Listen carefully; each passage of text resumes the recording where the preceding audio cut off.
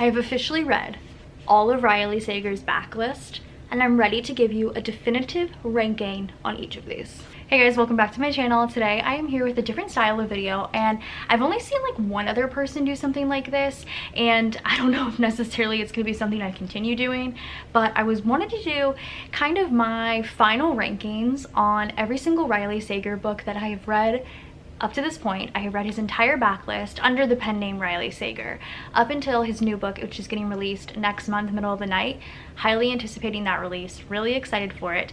But I have a full ranking and review of all of his books, and dare I say, he is probably my favorite author. I enjoy pretty much every Riley Sager I've ever read. Some are definitely better than others, and I do feel like I've kind of gotten his formula down a little bit, which is somewhat disappointing because I feel like if you jump into one of his books now as a newer reader to Riley Sager, you might not be into all his twists and turns.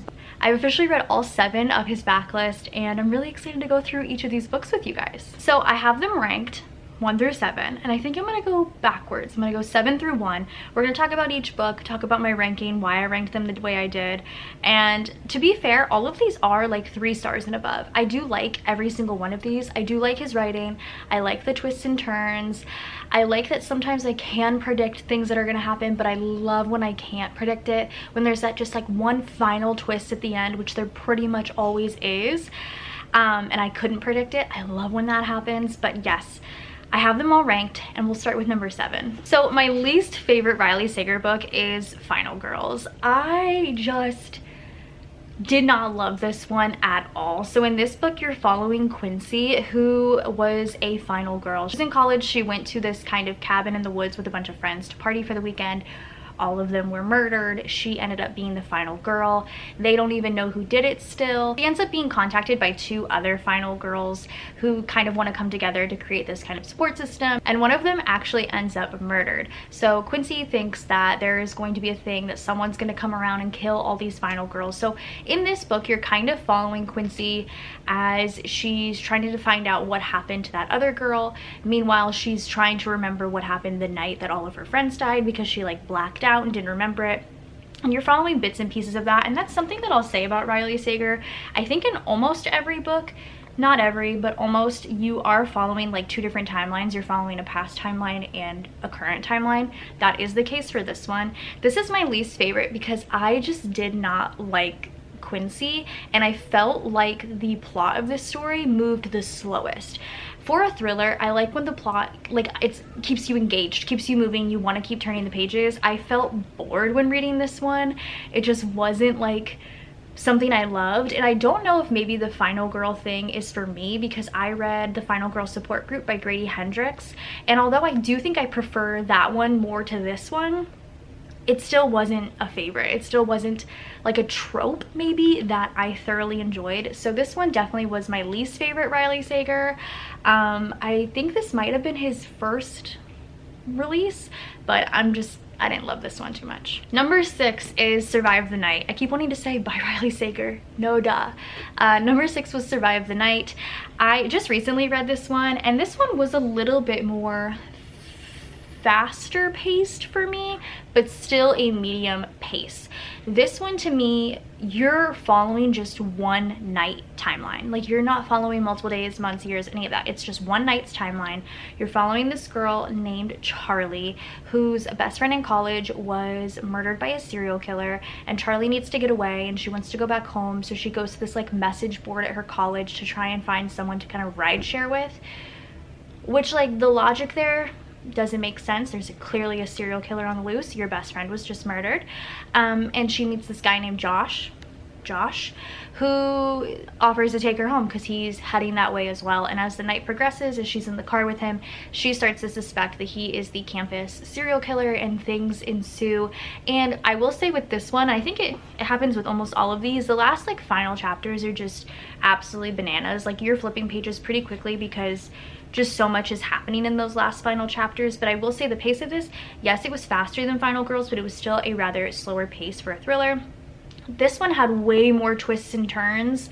The main one I predicted because I kind of felt it from the beginning. Sometimes with Riley Sager books, and I'll get to that in another one, you kind of feel the twist from the beginning. If something is harped on or like brought up but just a little bit too much or in a weird way, I feel like I kind of pick up on cues, and so I picked that up and I was like, okay, this makes sense. But it does take a really twisty, turny type of way, and it was good. Like, like I said, I'm not saying any of these are bad. I think you could pick up any one of these and probably have a good time with them, but it just wasn't my favorite. So this is number 6. Okay, number 5. Now we're getting to ones that I would like really heavily recommend to people. This is Lock Every Door. I love the pink of this one. This one is really, really fun. If you've read Nestlings by Nat Cassidy, this one is more I almost said realistic, but not quite. It's less vampire-y, we'll say that. That has the same vibes. So Lock Every Door follows another girl. These all follow girls. Middle of the Night is the first one that's coming from a male point of view, and I'm really looking forward to that one. So Lock Every Door. This follows Jules. Jules is an apartment sitter for a very famous old apartment building in New York City that has a ton of rules. Like, you basically always have to be there at night. You cannot have any friends stay the night. And so she's apartment sitting for this old building that like everyone talks about, everybody knows. And she starts to feel some type of way about some things. The sitter before her goes strangely missing. Weird things are happening. She's getting weird messages. It just turns into more of a dangerous situation. And this one again is very twisty, very fun to follow. I liked Jules as a character. I like when our female main characters are very like, they need to get to the bottom of things, because that's how I feel like I am. I need to know what's happening like ASAP, and that's what Jules was doing in this one. I feel like this was way more fast paced. You're turning the pages a lot quicker. You want to know what's happening. I do think this one is really, really fun. And then again, that like final twist, I think this one really caught me off guard. I was not expecting the final twist. It was just intense and a lot happened, and I just didn't, that's not at all what I expected the building to be at all.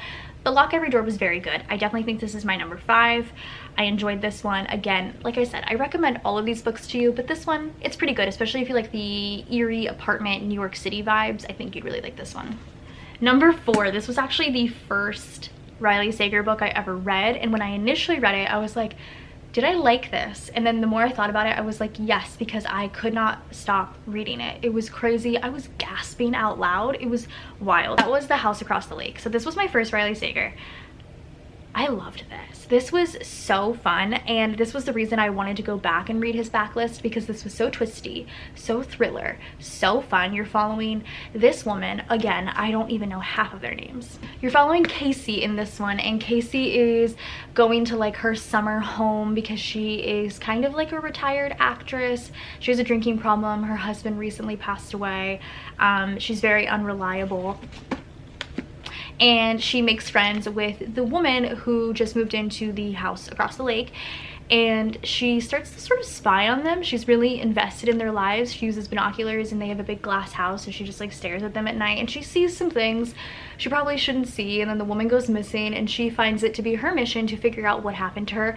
This one took the most wild twist to me, and looking back on it now, after reading all of Riley Sager's books, if I would have read this one now, I still think this twist would have gotten to me, because I just didn't see it coming. It was just weird. It was just the wildest thing. And when it happened, I was like, what?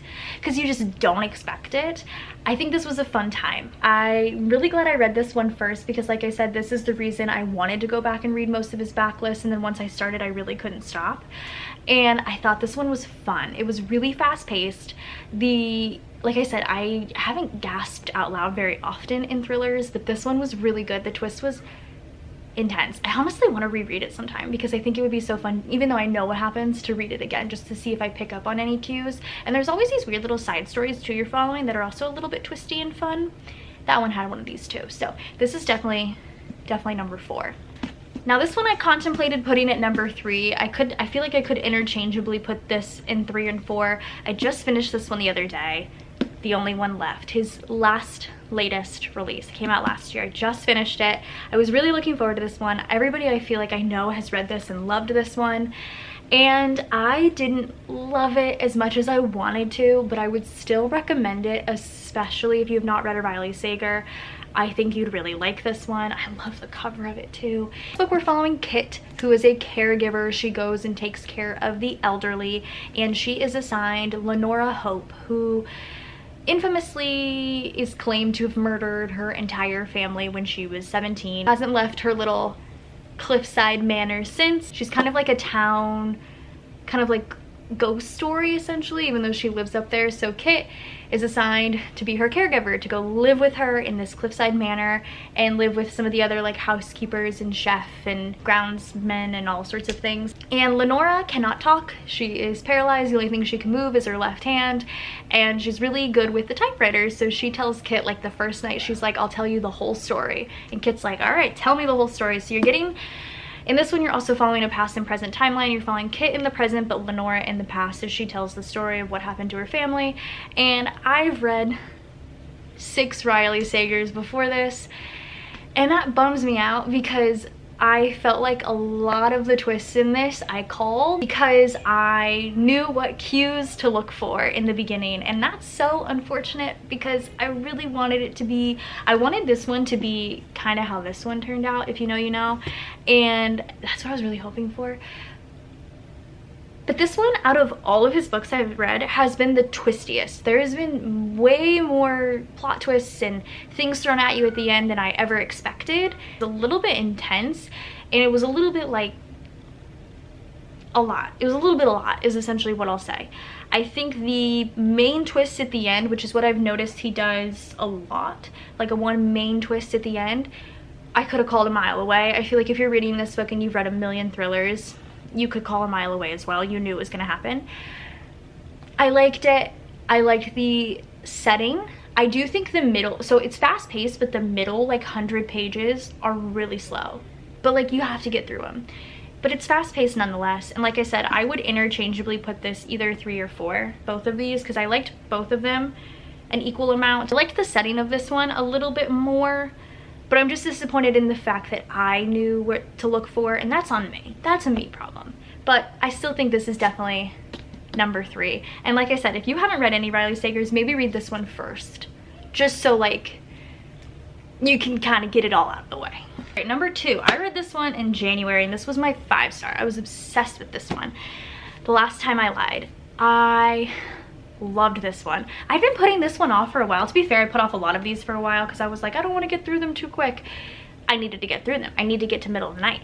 But when I finally read this one, I was hooked.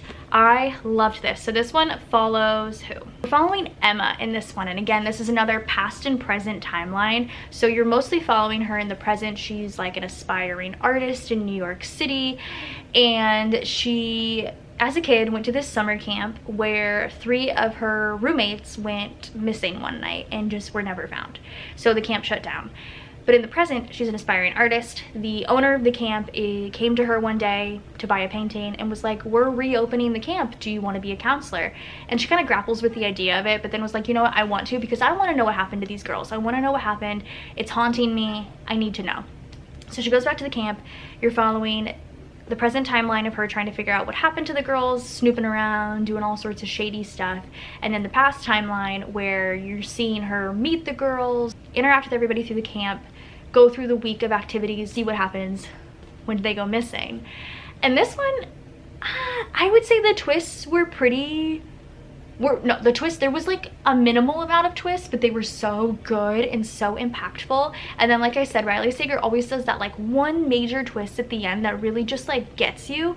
And I think this book had that major twist at the end that I loved. Like the whole time I'm reading this book, it was definitely a 4-star, and then I got to the end and I was like, oh, instant 5-star, because I did not see that twist coming. Granted, I feel like maybe some people could have. Not I. This was amazing. Number 2 for sure. I loved this one. Finally, my number 1 favorite, Riley Sager. You shouldn't be shocked. It's Home Before Dark. This book had everything I like in a thriller. I feel like it could almost lean horror. That's why I think it's my favorite. I loved this book. I loved this book. So I think I read The House Across the Lake, and then I think I read this one, and that's when I was like, I need to read the entire backlist, because this one was so good. In this one, you're following Maggie Holt, again, a past and present timeline, but technically the past is a little different. Maggie Holt in the present, her dad passes away. He leaves her the house that they all ran away from 25 years ago after living there for like a week because it was haunted, okay? Haunted. Her dad wrote a best-selling famous book about the week that they lived there, and it's like a horror novel. So the past timeline you're following is you're reading the horror novel about what happened to them, and then in the present she's going back to this house because she wants to get rid of it. She doesn't want it. She wants to fix it up and get rid of it. It's so spooky. It's so creepy. Like I said, it leans on horror, but it's still a thriller. I absolutely adored this book. I will recommend this to everybody. I loved it so much. I will say though, the final plot twist, once again at the end, I did not like, because I loved where this story was going. I was just like obsessed with the whole like haunting and everything, and then the like last twist, I was like, I don't like that. I want it to be what I imagined, but I still really had a good time with this. I feel like a lot of people would like the last twist. It was very creepy.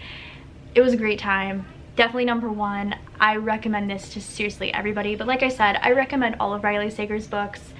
This one was just really spooky and I really loved it. So that's my finalized ranking of all of my Riley Sager books.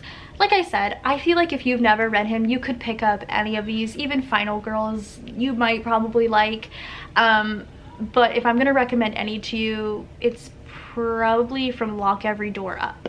So Lock Every Door, House Across the Lake, Only One Left, Last Time I Lied, definitely Home Before Dark, especially if you like horror. I just love these so much. I'm really looking forward to Middle of the Night coming out next month. I am definitely picking it up and reading it as soon as I can get my hands on it. I'm so excited. But thank you so much to the person that requested this video. I had a good time talking about all these books. And if you've read any Riley Sager books, let me know what your favorite one was, because I'm interested to know if maybe your favorite is Final Girls and we have different opinions. That's fine with me. But I hope you guys enjoyed this video. Go ahead and subscribe to my channel if you're not already, and I'll see you guys in my next one.